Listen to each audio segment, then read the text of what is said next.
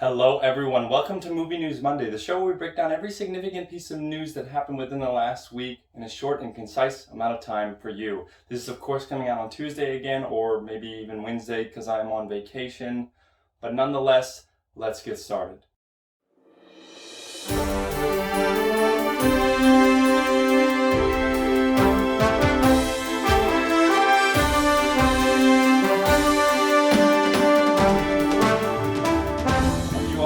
Here. Over the weekend, I saw Disney's Cruella, A Quiet Place Part 2, and Bo Burnham's new stand-up special, Inside. All three of which I really enjoyed. The most being, I think, A Quiet Place Part 2. Disney's Cruella was really good. It's a fresh take on the 101 Dalmatians story. Definitely my favorite from that story arc / line. A Quiet Place Part 2 is really good. It feels like another part of the first movie rather than a sequel, and I really like that feel. Stay tuned for both the Cruella and Quiet Place Part 2 talk about shows. The Cruella one is up now, so you can check it on the channel if you'd like, and the Quiet Place Part 2 one will be coming out in the next couple of days. Now, Bo Burnham's Inside is a little bit different. I think if you're a Bo Burnham fan, this is something worth checking out.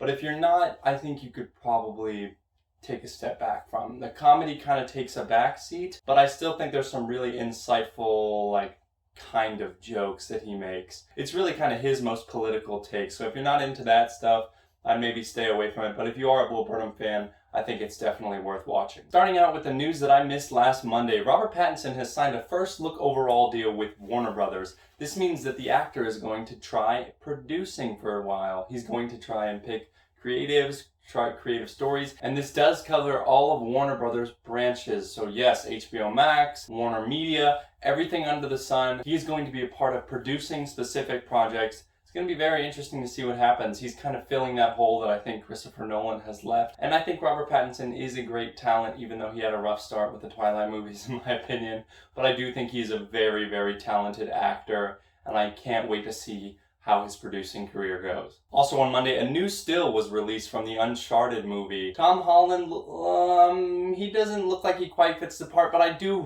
really interested to see what kind of take they're going to take with the movie. So I'm still highly interested in seeing this. I think Mark Wahlberg is actually a really good choice for Sully. I just feel like we won't really know how the movie's going to turn out until we see it, and I can't wait to see it. On Tuesday, a trailer for Edgar Wright's Last Night in Soho came out. I thought it looked interesting. There wasn't a lot of story details. It just kind of seemed like, ooh, look at this abstract piece of movie art, and then on to the next abstract piece of movie art. So I wasn't terribly gripped, but it is Edgar Wright, and he always brings a fresh and new interesting take that is always kind of a lot of fun. So I'm going to be seeing it on October 22nd when it comes out. But as for right now, I wasn't blown away, but I did definitely enjoy it. Staying in that trailer vein, a new trailer for the Gunpowder Milkshake movie starring Karen Gillan came out. And let me tell you what, this is looking really good. I really enjoyed this trailer. It looked like a lot of fun. Karen Gillan seems to be brutally murdering people. There's even a joke about her baby being a serial killer just because of how many people she's killed. I always wonder that about action movies where they're like, wow, you're killing a lot of people, you're kind of a serial killer. So they poke a little fun at that, and I really enjoyed that. But this trailer looked really good. Unfortunately for us United States fans, it is only coming out on Netflix on July 14th, at least as far as what I could find. I'll give you more information on that if I find out more information on that. But as for us here in the US, it's going to come out on July 14th in the US on Netflix, and it'll come out July 21st, I believe, in theaters worldwide. Moving into Wednesday, Amazon has now officially bought MGM. I told you that they were poised to buy it last week. This week it is official. On Wednesday, they purchased MGM for a combined debt and actual cost amount of $8.45 billion. Amazon President Jeff Bezos came out and kind of said, hey, we're really buying this for the library, so it is like I suspected. They want all the James Bond movies on Amazon. They want all the Rocky movies on Amazon. They bought that so they could have more library content for their streaming service, which is everything right now. Disney Plus made it a year without releasing any new content besides The Mandalorian because they have an extensive and vast library. Amazon understands that and is now creating their own library as well. So I can't wait to see what they do with MGM. I hope that Creed 3 still happens just because I'm really excited to see that. But I think this is a good move for Amazon, and I do think that it pulls MGM out of some debt. Also on Wednesday, Aaron Taylor Johnson has been cast as Kraven the Hunter in a Kraven the Hunter standalone movie. He's going to be playing Kraven the Hunter. A little weird since he was Quicksilver in the MCU, but I can't tell how to really feel about this. Does this mean that they're no longer going to connect the Sony universe and the MCU? I don't know. It's just a very interesting story. But the Villainverse is doing well. This movie is set to release on January 13th, 2023, so it makes sense that they're casting now because production has to start if they want to get it out in under a year and a half. But the Villainverse seems to be going strong. That story was brought to you by Deadline, and we'll see what happens. Buried in the report by The Hollywood Reporter on lawyers in Hollywood, Todd Phillips has apparently struck a deal to write a Joker 2 sequel. I don't necessarily know how to feel about this just because that wasn't the headline of the article. Sometimes The Hollywood Reporter just throws things out like that the lawyer may have talked about but never came to fruition. And I feel like if Joker 2 was happening with Todd Phillips writing, that would be a huge story. So the fact that it was buried in a report about power lawyers in Hollywood, I wouldn't trust this 100% yet, but it is interesting to see that that's what the Hollywood Reporter had to say about Todd Phillips' lawyer. So stick around for that, but don't be 100% on it quite yet. Also on Wednesday, a new proper trailer for The Tomorrow War came out, and I actually thought it looked pretty good. Chris Pratt seems to be doing his usual Chris Pratt stuff, so that's always a good time.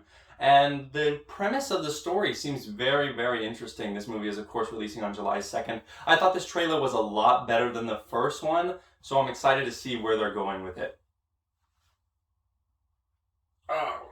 Sneeze.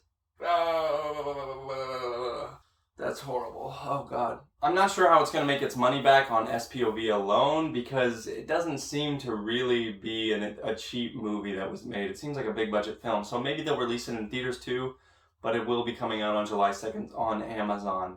On Thursday, the review embargo for The Conjuring, The Devil Made Me Do It was lifted, and the reviews are actually pretty good. It's currently got a 79% on Rotten Tomatoes, which means almost 80% of the critics liked it, and a 7 out of 10 on IMDb, and a 57% on Metacritic. 57% on Metacritic is kind of low, but I mean, if you really think about it, that means more than half of the viewers that watched the movie enjoyed it. So I am a Conjuring fan. Going in, I'll probably enjoy it, but it's good to see that there are good reviews. Also on Thursday, M. Night Shyamalan's new movie, Old, got its first trailer.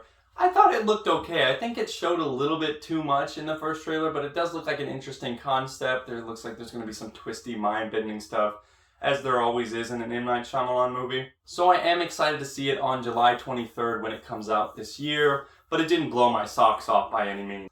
Also in trailer news, Jungle Cruise released its first trailer, the movie starring Dwayne Johnson and Emily Blunt, of course. And I thought it looked pretty fun. I mean, this movie is set to release on Disney Plus and in theaters at the same time, so maybe there's a lack of confidence there by the studio, but it's going to be premiere access, so even then, who knows? I'm really excited to see this movie. It just looks like a good, fun time. I like Emily Blunt. I like the Dwayne "The Rock" Johnson. So we'll see what happens. If you'd like to check out any of these trailers for yourself, they are all linked down below in the description, so give them a watch if you feel you need to. On director David F. Sandberg's Instagram, he announced that Shazam 2: Fury of the Gods has officially started production. Excellent news. They're going to have to meet that release date by the beginning of next year.